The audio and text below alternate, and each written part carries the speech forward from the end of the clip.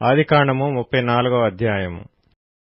లేయా యాకోబునకు కనిన కుమార్తె అయిన దీనా ఆ దేశపు కుమార్తెలను చూడవెళ్ళెను.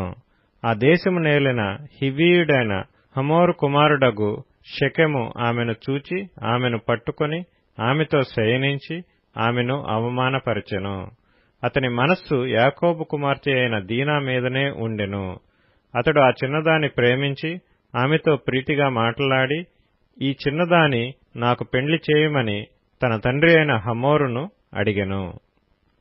తన కుమార్తెను అతడు చెరిపినని యాకోబు విని, తన కుమారులు పశువులతో పొలములో నుండినందున వారు వచ్చు వరకు ఊరకుండెను. షెకెము తండ్రియగు హమోరు యాకోబుతో మాట్లాడుటకు అతని యొద్దకు వచ్చెను. యాకోబు కుమారులు ఆ సంగతి విని పొలములో నుండి వచ్చిరి.